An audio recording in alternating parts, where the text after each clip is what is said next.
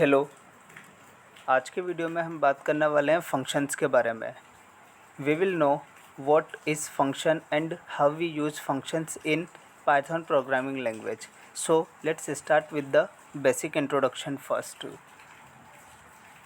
अगर हम किसी भी programming language like Python, C plus plus किसी भी प्रोग्रामिंग लैंग्वेज के अंदर अगर फंक्शन की बात करें तो फंक्शन को कुछ इस तरह से डिफ़ाइन कर सकते हैं कि a function is a programming block of codes which is used to perform a single related task.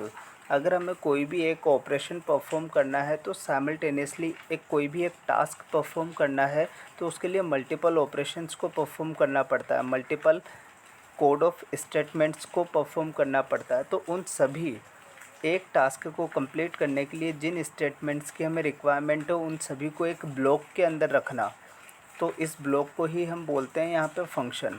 तो जब भी हमें कोई like we can say we want to add some numbers, तो उन सभी नंबर्स को ऐड करने के लिए जो जो हमारे पास स्टेटमेंट्स होंगे उन सभी को हम एक ब्लॉक के अंदर रखेंगे और जब हमें रिक्वायरमेंट होगी तो हम उस ब्लॉक को एग्जीक्यूट करेंगे। तो this is about function. Second, it only runs when it is called.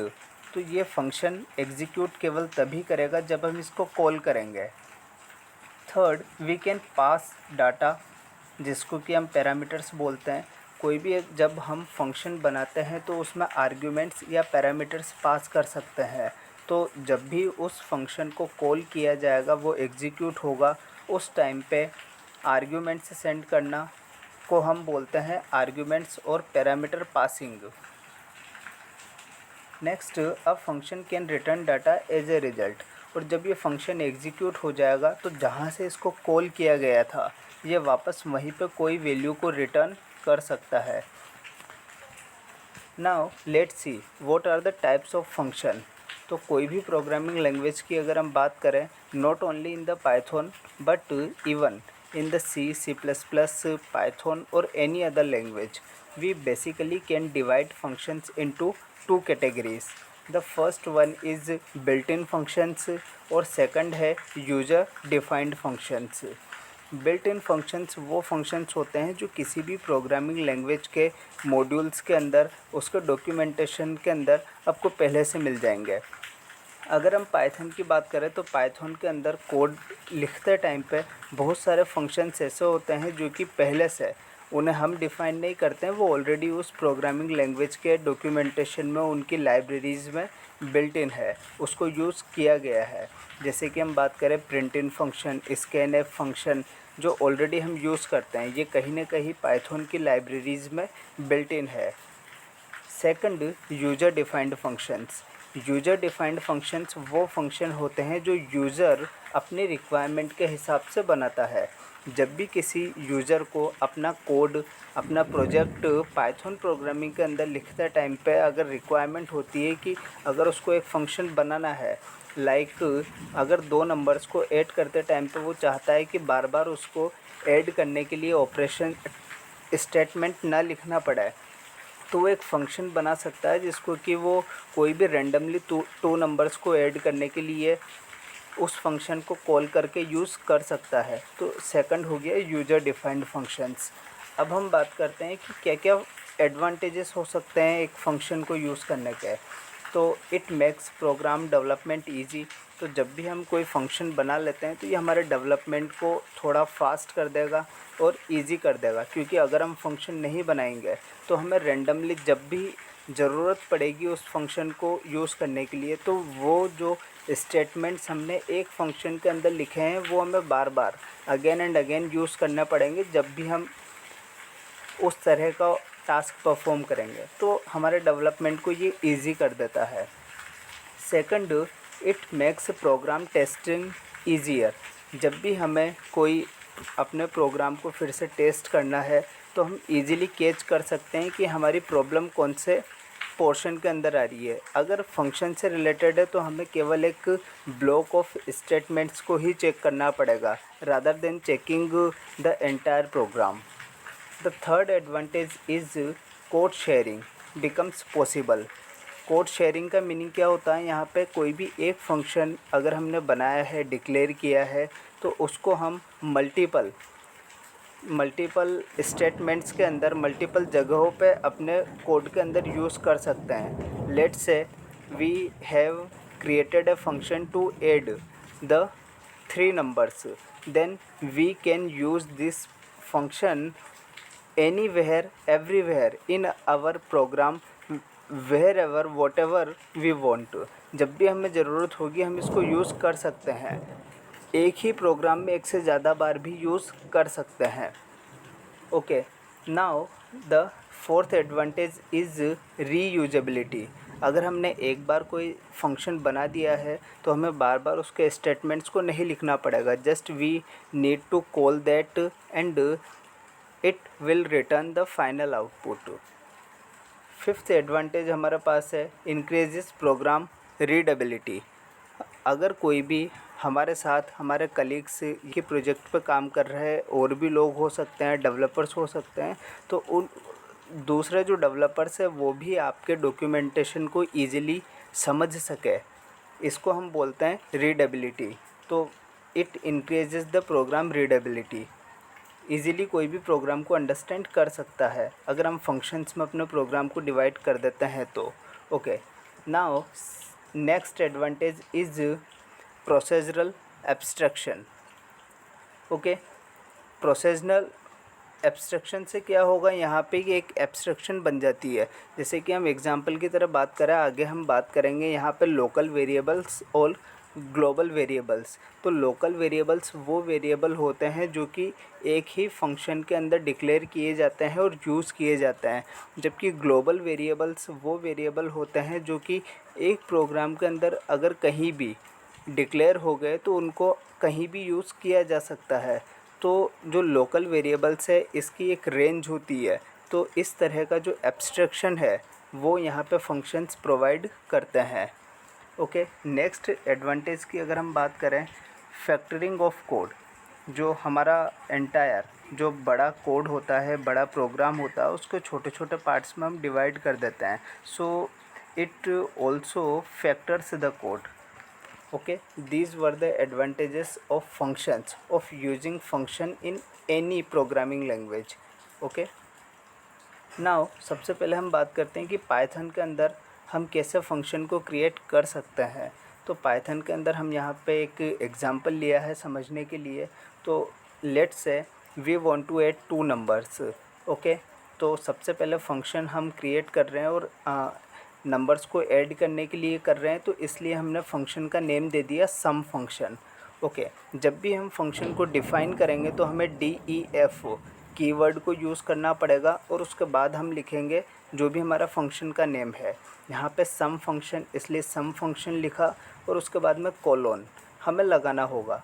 उसके बाद नेक्स्ट लाइन के अंदर इंडेंटेशन, प्रॉपर इंडेंटेशन को यूज़ करके हमने ले लिया यहाँ पे 2 वेरिएबल्स हमारे पास A और B, उनके अंदर वैल्यूज़ असाइन की 7 और 8, और नेक्स्ट स्टेटमेंट के अंदर हमने उनको ऐड करके और एक नए वेरिएबल C के अंदर स्टोर कर दिया।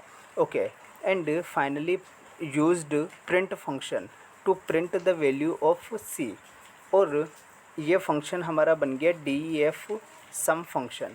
ठीक है, ये कंप्लीट फंक्शन क्रिएट हो गया। इसके बाद में नेक्स्ट इसी पाइथन प्रोग्राम के अंदर हमने एक और स्टेटमेंट लिखा सम फंक्शन। इसका मतलब है कि हम यहाँ से सम फंक्शन को कॉल कर रहे हैं, और अगर हम सम फंक्शन नहीं लिखेंगे, लास्ट में इसको कॉल नहीं करेंगे, तो ये फंक्शन किसी काम का नहीं है। कोई भी फंक्शन तभी एग्जीक्यूट होगा जब उसको कॉल किया जाएगा। ओके, ये जो हमने पूरा पाइथन प्रोग्राम लिखा, आप इसको सेव कर सकते हो। सेव करने के लिए .py एक्सटेंशन का यूज़ करना पड़ेगा। सेव करने के बाद जब भी आप इसको ओपन करोगे तो you can easily open it using any IDE और by using the Python by default C Python package. Okay, now अब हम बात करते हैं स्कोप ऑफ फंक्शंस के बारे में। अच्छा, फंक्शंस के क्या क्या स्कोप हो सकते हैं, तो basically we can categorize in the local variables and global variables. Local variables का क्या मीनिंग होता है कि कोई भी एक फंक्शन जब आपने बनाया, उसके अंदर आपने कोई वेरिएबल्स को असाइन कर दिया, डिक्लेयर कर दिया, तो उसकी रेंज उसी फंक्शन के अंदर तक होती है। अगर आप उस फंक्शन के बाहर उन वेरिएबल्स को यूज़ करना चाहोगे तो नहीं कर पाओगे। इसे हम बोलते हैं लोकल स्कोप और लोकल वेरिएबल। सेकंड जो ग्लोबल स्कोप होता है या जिन्हें हम ग्लोबल वेरिएबल्स बोलते हैं, तो इसका मीनिंग होता है कि पूरे प्रोग्राम के अंदर, पूरे पाइथन प्रोग्राम के अंदर आप कहीं भी किसी वेरिएबल को ग्लोबल कीवर्ड के साथ में अगर डिक्लेयर करते हैं, असाइन करते हैं, तो उसको आप किसी भी फंक्शन में या किसी भी फंक्शन के बाहर यूज़ कर सकते हैं। ओके, नाउ एग्जांपल की हम बात करें, यहाँ पे एक सम फंक्शन हमने बनाया हुआ है, उसके अंदर सी वेरिएबल को हमने ग्लोबल डिफ़ाइन कर दिया है। ए और बी दो वेरिएबल्स है, हमने 7 और 8 वैल्यू असाइन कर दी ए और बी के अंदर, और फाइनली उनका एडिशन करके प्रिंट करवा दिया। ठीक है, बाद में सम फंक्शन को हमने कॉल किया, और कॉल करने के बाद में हमने क्या किया, सी को यहाँ पे प्रिंट किया। तो ये जो होगा statement works because we declared C as global variable. यहाँ पे जो भी फाइनल सी का वैल्यू उस फंक्शन के अंदर होगा, तो वो यहाँ पे वैल्यू प्रिंट हो जाएगी। अगर हम उसको ग्लोबल डिफ़ाइन नहीं करते हैं, तो फिर यहाँ पे सी की वैल्यू प्रिंट नहीं होती, क्योंकि उसकी वो एक लोकल वेरिएबल हो जाता। लेकिन ग्लोबल वेरिएबल होने से उसकी जो रेंज है पूरे प्रोग्राम के अंदर हो गई। ओके, नाउ अब हम बात करते हैं कि पैरामीटर्स या आर्ग्यूमेंट्स को हम किस तरह से पास करते हैं किसी भी फंक्शन के अंदर।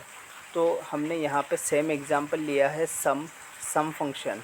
इसके बाद में हमने किया है कि यहाँ पे दो पैरामीटर्स लिए, एक्स और वाई दो पैरामीटर्स है। जो वैल्यूज़ इसके पास आएगी जब हम फंक्शन को कॉल करेंगे, तो दो वैल्यूज़ इसके पास आएगी, एक्स और वाई। उनको ये ऐड करके जेड वेरिएबल के अंदर स्टोर कर देगा, और उसके बाद में फाइनली जेड वेरिएबल की जो वैल्यू है उसको रिटर्न कर देगा। तो हुआ क्या कि सम फंक्शन को डिफ़ाइन करने के बाद, डिक्लेयर करने के बाद, एक्स और वाई दो वेरिएबल्स है जिनकी वैल्यू हमने 7 और 8 रखी है। अब क्या करेंगे हम, फाइनली प्रिंट करवाना है, हमें क्या प्रिंट करवाना है, सम। तो कौन कौन से वैल्यूज़ को सम करवाना है, तो सम फंक्शन को हमने कॉल किया और साथ में दो वैल्यूज़ यहाँ पे आर्ग्यूमेंट्स की फॉर्म में पास कर दी, एक्स और वाई। ठीक है, तो एक्स और वाई की जो वैल्यूज़ है 7 और 8, उसको ये आर्ग्यूमेंट्स सम फंक्शन को पास कर देगा। वहाँ पे एक्स और वाई की वैल्यू 7 और 8 पहुँचेगी।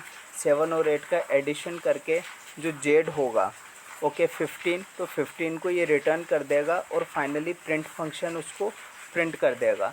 This is known as parameters और arguments passing in Python programming language. Okay, now अब हम बात करते हैं लैम्डा फंक्शन के बारे में। तो लैम्डा फंक्शन और फंक्शन की वर्किंग में ज़्यादा डिफरेंस नहीं है। Both are the functions and used for the same purpose, लेकिन डिफरेंस है इनको सिंटैक्स के अंदर।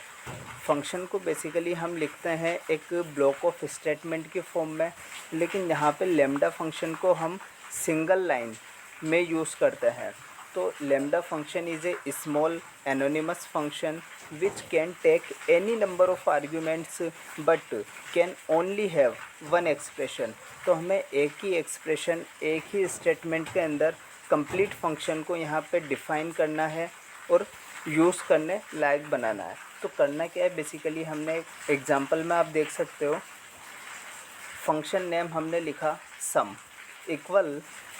Equals to lambda. लेमडा यहाँ पे कीवर्ड है, आपको यूज़ करना ही पड़ेगा।